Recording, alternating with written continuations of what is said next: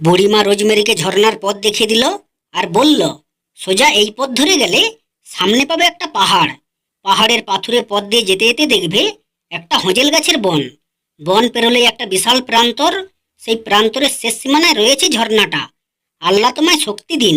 আমি আশীর্বাদ করি সহজেই যেন ঝর্ণার খোঁজ পাও তুমি। এই কথা বলেই বুড়িমা খোঁড়াতে খোঁড়াতে চলে গেল। রোজমেরি এবার খুশি মনে রওনা দিল।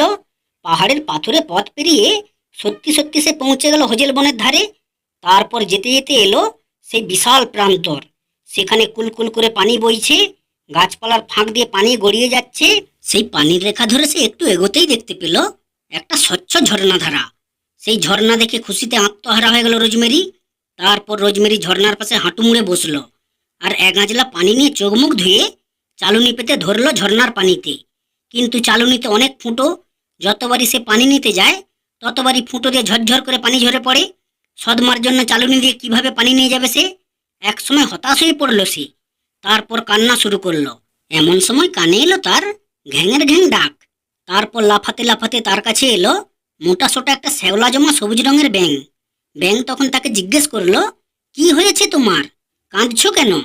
রোজমেরি সব খুলে বলল ব্যাঙটাকে।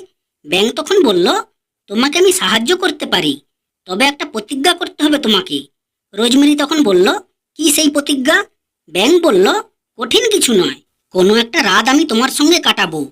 যা যা করতে বলবো তোমাকে তাই তাই করতে হবে তোমাকে।